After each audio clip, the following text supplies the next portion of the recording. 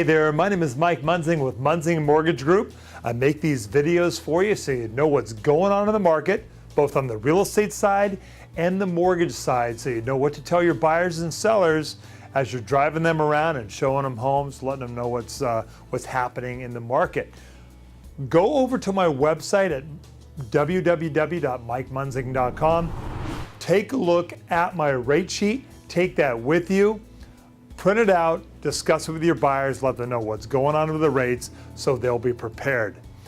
As I told you a couple of weeks ago, we're going to be having to deal with Dodd-Frank and the Consumer Finance Protection Bureau, which passed a couple of years ago. I've got a quick video to show you from my friends Brian and Frank up north. This should be real informative. Last Thursday, Congressman Aliso and other members of the House Oversight and Government Reform Committee sent a letter to the CFPB Grand Poobah, Richard Cordray, or as I believe he prefers to be called, Dickie Cordray, and questioned the nature of a new advisory firm called Fenway Summers that was put together by Raj Date and a couple of his cronies. See, they used to work over at the CFPB, and Raj was actually running the CFPB at one point. So these guys were instrumental in creating standards for the new qualified mortgage. The nature of the qualified mortgage has led Fannie, Freddie, and virtually every other mortgage banking enterprise in the world to positions where they will not fund anything but qualified mortgage loans. Thanks, Raj Date and the gang.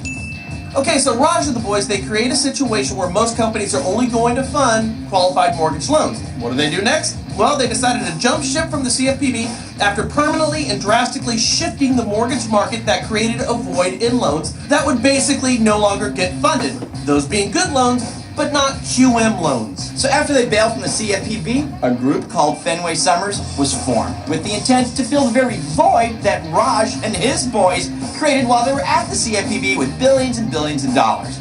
Red flags and sirens should be sounding right about now. But they weren't. At least not at the CFPB.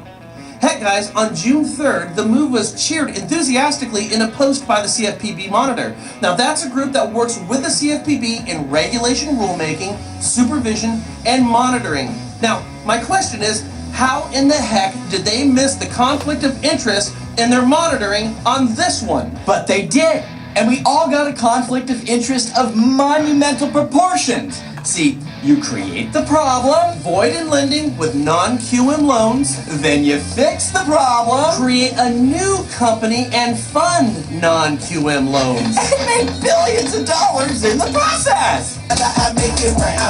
And the good old boy network over there at the CFPB that allowed and or helped facilitate this junk, they just sat back and smiled. Well, the Government Reform Committee caught wind of this and sent a scathing letter to Dickie Cordray at the CFPB. They see this for what it is, and they rightfully want answers. Here's the deal. This letter was sent to the CFPB last Thursday, and we brought up this massive conflict of interest nearly 2 months ago on June 12th. In fact, if you go back and watch the show and listen to the verbiage in the letter, there's no doubt that this injustice began with all of our collective effort. Yeah, so without your help in forwarding this show, this may have not come to light, man. I mean, the seeds of this story were sown with you guys. The question we have now is, what's the next step here? Well, that's a good question, Frank. I mean, do we need to regulate the regulators? Do we need to monitor the monitors? Because if they're incapable of policing their own behavior or sniffing out decay in their own house, how in the heck can they monitor, regulate, implement, and police the mortgage industry? Answer? They can't. We need Congressman Aliso and the rest of the House Oversight and Government Reform Committee to stay on top of this one, man, and demand answers, and demand change, and demand better, and accept nothing less. Look, if you want to see a copy of the letter that got written, it's down below. There's a link. Also, there's a link to the show that we did on June 12th.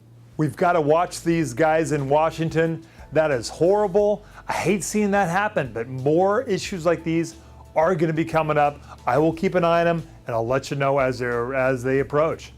Okay, this week I want to touch on a couple of things from Stephen Thomas's report over at www.reportsonhousing.com. Great site, great reports every couple of weeks. This one, he covers kind of the top 10 trends that are going on in the market. So print that report. You can get all the details. I'm going to run through them really quick so you know what's going on here. It's number one, As we know, active listings have continued to increase unabated. We're at 5,522 homes, and that is 73% above where the beginning of the year, or at the very low part there in January and February. Next is the distressed properties are no longer becoming a major factor in the market as they were. Number 3 is the homeowners with equity are starting to become a much bigger player in the listing side of the market, which is great for you and I. But on the other side, the sellers are being very unrealistic, and they are overpricing and overzealous in their listings. That's number 4. Number 5 is the expected time on market is beginning to rise, which we should have expected and we can't expect, because also the interest rates are beginning to rise. So all these things are coming into play with more properties, overzealous sellers, and interest rates rising. That is going to increase the time on market. Number 7 is it is still a seller's market for the homes that are priced below $1 million. Once you get above $1 million, things change a little bit. The market below $250,000 is almost disappearing. The little condos are starting to go away as the prices come up. Things are starting at $250,000 and going up. And the luxury market, the in excess of $1 million, there's finding an equilibrium where the buyers and sellers are starting to level off a little bit up in that higher end market. And finally, number 10, the number of closed sales for 2013 are outpacing what happened in 2012. So that gives you a quick overview of what Stephen's been finding, quick trends in the market. But go print that report, subscribe to that, get those real solid details. Hey, we're heading into a beautiful weekend, so give me a call, 949-689-5626. Put my 30 years of experience in real estate and mortgage to work for you. I've done the processing, I've done all aspects of the industry. I've got all the approvals with Fannie Mae, Freddie Mac, a lot of the lenders out there, so we can get your buyers the best rates out there on the best programs. I've been doing this for a long, long time.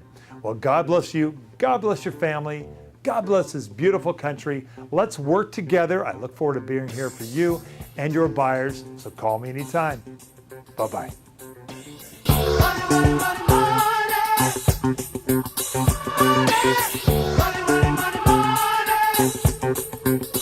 Money.